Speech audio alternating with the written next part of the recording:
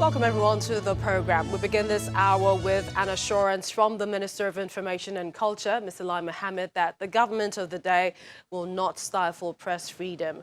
The government spokesperson is insisting that Nigeria is one of the freest countries to live in the world. Speaking when the Finland ambassador to Nigeria led his team, Mr. Mohammed explained that the government was only sanitizing the media on hate speech and abuse of freedom of speech. In a country where you have many religions, many ethnicities, many ethnic groups, many values, the government cannot fold its arms and see some unguided individuals trying to take advantage of the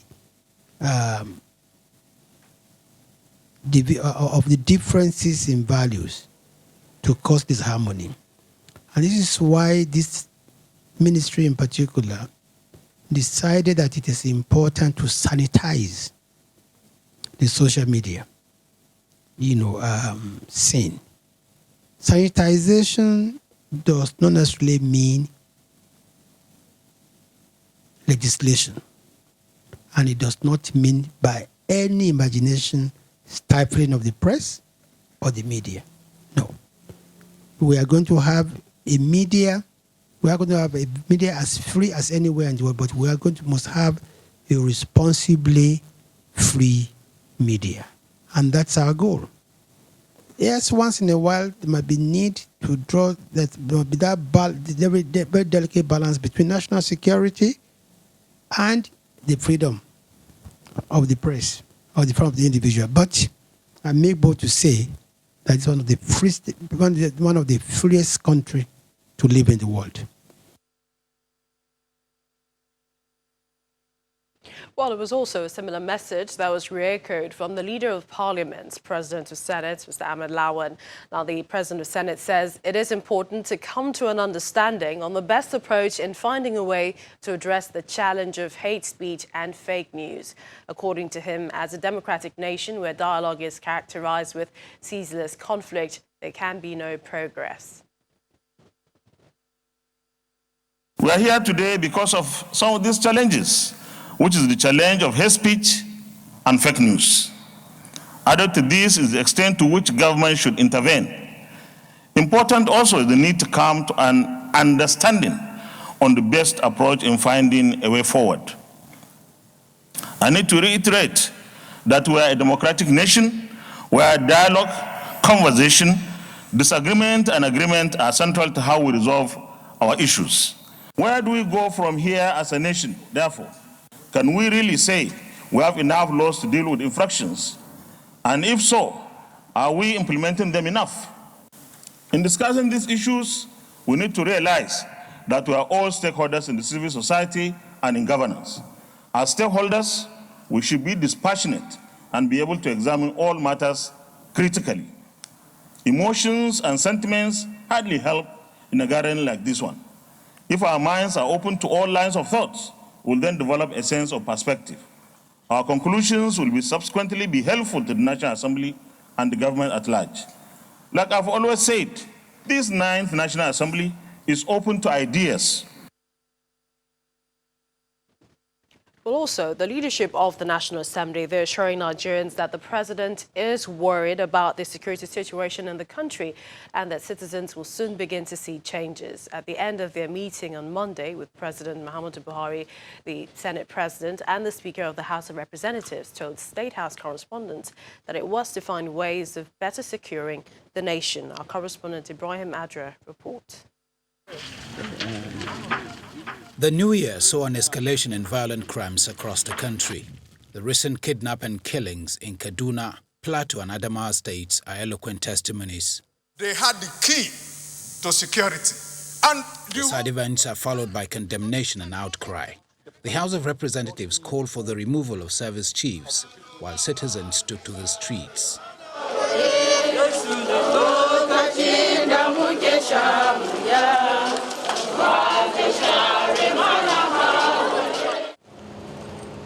The The leadership of the National Assembly followed up their outcry with a visit to President Muhammadu Buhari. How are you? How are you, sir? For close to an hour, they discussed the matter behind closed doors. We have come to discuss with Mr. President the way forward, what we feel about some of these security challenges, and also to ask him what he thinks we should do.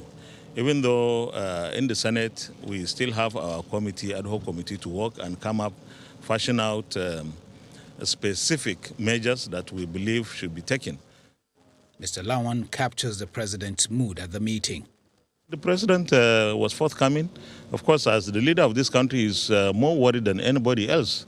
While the meeting agreed on working with all stakeholders and citizens, no such agreement on whether or not it's time for the service chiefs to go.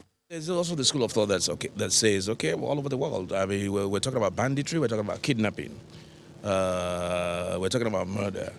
Now, some people have argued that what has the armed forces got to do with that? Anywhere in the world. What has the Navy got to do with that? Anywhere in the world. What has the Air Force got to do with kidnapping? Anywhere in the world. You know, so the question then arises that if you change the service chiefs, does that address the issue of kidnapping and banditry? Because those are outfits that are set up for external aggression. Another area of agreement is the need for more funding and recruitment, while the various committees of the National Assembly will work harder. We did explain to Mr. President that we have to increase funding. We have to recruit more. Nigerians will begin to see traction and begin to see changes. It's left to be seen what concrete action will follow this meeting in order to curb the menace of insecurity ravaging the country. From the presidential villa, Ibrahim Adra, Channels Television News. Still talking about concrete actions, the Vice President, Professor Yemi Osinbajo, also gave a hint in his statement by his spokesperson, Mr.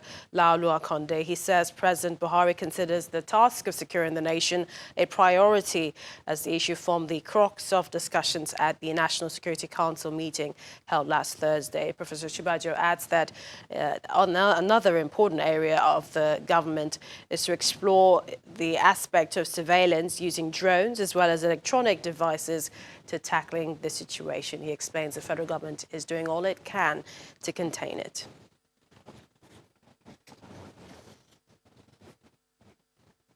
Let's dig deeper into the matter. We speak with a federal lawmaker, Senator Haliru Jika, Chairman Senate Committee on Police Affairs. He joins us from Abuja studios, and also a former Director, Military Intelligence, Major General Ahmed Jibrin. We'd like to thank you both for joining us on Lunchtime Politics. Let me begin with you as a former intelligence man, and that is Major General Ahmed Jibrin.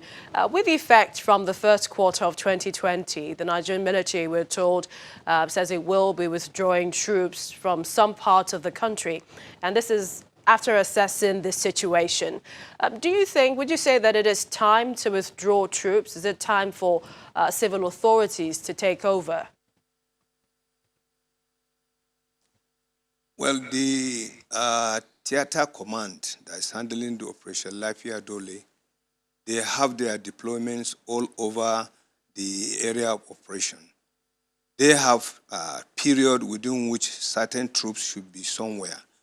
If there is less activities in some of those areas, it is only normal for them to shift the troops to where they are urgently needed. And this is not just done like that. It was already pre-planned. There is hardly any military deployment that is done with ad hoc arrangement. No.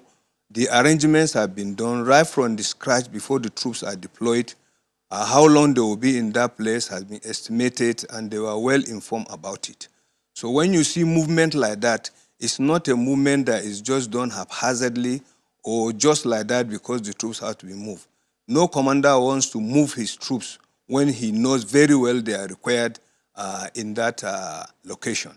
And when you see that kind of move, then you should know that it is part of the operational plan.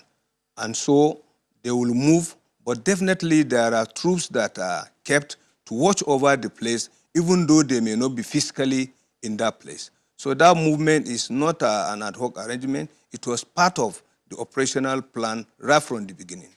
All right, Senator Jika, do you think that this move is one that should come now? Do you think the civil authorities, which includes the police, do you think that they are ready, considering the level of insecurity in some of these areas, which some of the governors have also talked about?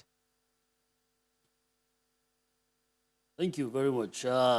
You see, as representative of the people, we feel the force more, because what brought about the motion on the floor of the Senate last week as a matter of urgent national importance to restructure the security architecture of Nigeria is that we are under police in the country. As I said earlier in this media, I said South Africa, with a population of 50 million citizens, have 1.9 million police in South Africa. But in Nigeria, we barely have about 300,000 policemen policing 200 million people in this country. We don't expect the police to perform magic. So that is why we've deemed it necessary as the legislators to come up and change the way things have been done in the security sector.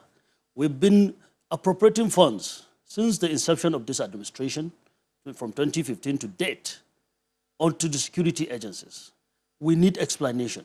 That is why we have now invited all the service chiefs to appear before the committee, an ad hoc committee of the Senate, under the leadership of the leader of the Senate, to come and brief us before we now take this, the next necessary steps.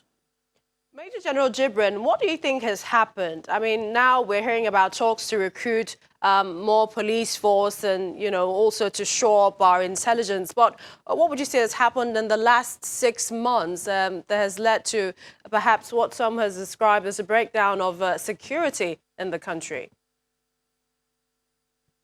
Well, for a start, we have to understand that because there are spate of attacks here and there, especially at the northeast and some parts of the country, does not mean there is a total breakdown of security. Total breakdown of security in the country is not something that we pray for. But I know we had some setback in the last few weeks where attacks were made and a lot of lives were lost. But it's not something that is not unexpected. Dealing with terrorism, banditry, and all these cases of kidnapping are not things that just fade away. There is need for continuity of whatever that is being done. What is important is for the security agencies to realize that whatever mechanism they have put in place, there is need for review. There is need for them to think in terms of bringing other additional measures. I sincerely believe that the security agencies, the military, are doing quite a lot now. And the only major area I think we need to do something is in the area of intelligence gathering, because fighting terrorism, banditry, and so on are all intelligence-driven. So we have a lot, and I am aware that the Army is doing a lot in the area of procurement of recent. The Air Force is doing, and also the Navy. So is also the police. Recently, the police has, the President commissioned their command and control center at the forces headquarters. There are a lot of mechanisms in that arrangement that will help, particularly in combating crime and dealing with particularly kidnapping and so on. This is back to you, Senator Jika. You talked about funding issues, appropriation, and perhaps transparency and accountability involved in the process.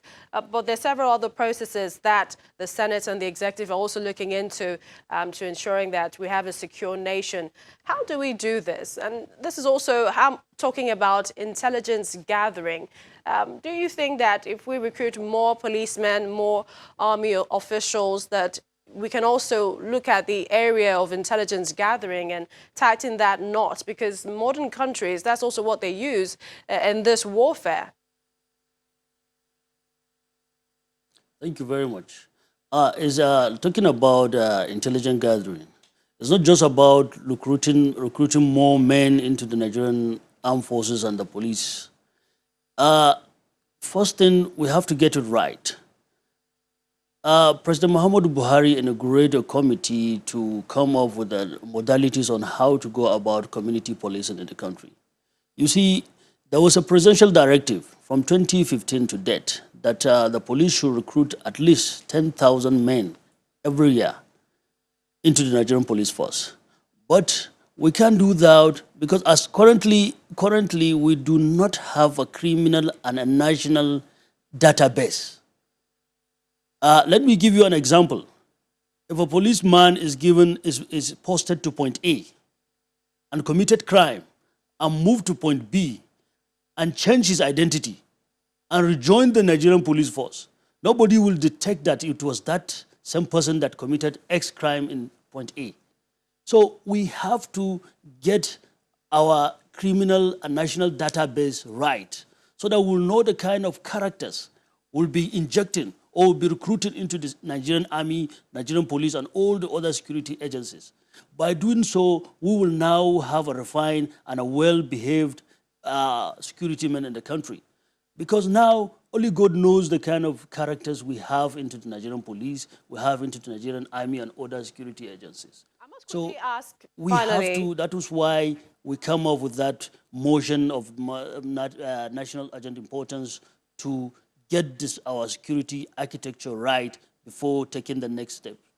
Finally, to you, Major General Jibrin, looking at perhaps neighboring countries, is there a case or a chance we will have new measures in deploying troops? This is our relationship with countries like Chad, Niger, Cameroon, that are also vested in this fight against terrorism. All right. If you don't mind, I can say something on the intelligence gathering area before I dabble into that. But if you want, I can handle the issue of the neighboring countries first. So let me say a little about intelligence gathering. I have just said that there is a lot of effort on the part of the security agencies to sharpen their intelligence gathering effort, which is very crucial in this problem we found ourselves. The police has just commissioned, the president commissioned their command and ultra-modern command and control center. In that center, there are a lot of facilities to do with public safety, one of which is a situation whereby from your telephone, you go to the police site or the Play Store to download an app called Rescue Me as an individual anywhere in the part of the country. Once you download it and then you touch the app, your location and some information about where you are will go to your police state command, the state command of your police. They will have it. And then additional information will be procured from that one. So this is on the part of the police. They are making effort to improve the intelligence gathering effort. And on the side of the military, a lot is being done. I know major problem we're having is the major intelligence surveillance and reconnaissance apparatus were given by our development partners. They are still handling them. And they have been doing that for almost a decade. And it's high time for us to take over these platforms. I know it's expensive. I know they will resist it. But it's very important for us at this stage of these crucial issues we are facing. We should own those things. No matter what it will cost this country, we should own them. The development partners should not be the ones to be handling it. Then on the multinational front, we have a multinational joint task force already in place involving Cameroon, Chad, Niger, and Nigerian troops fighting around the borders, dealing with Boko Haram and other crime. We'd like to appreciate your time, indeed. Senator Halluru Jika, thank you so much. And also, former Director of Military Intelligence, Major General Ahmed Jibrin, thank you so much for talking to us. Finally, the political crisis rocking Edo State seems unending as the state government has petitioned the Inspector General of Police, the Director General of the State Security Service, to demand the arrest of the National Chairman of the APC, Comrade Adams Oshomole. The State Deputy Governor, Mr. Philip Shaibu, says the National Chairman of the party constantly disobeys orders of the state government. Well, that's our show this afternoon. Many thanks for watching. I'm Millicent Walker.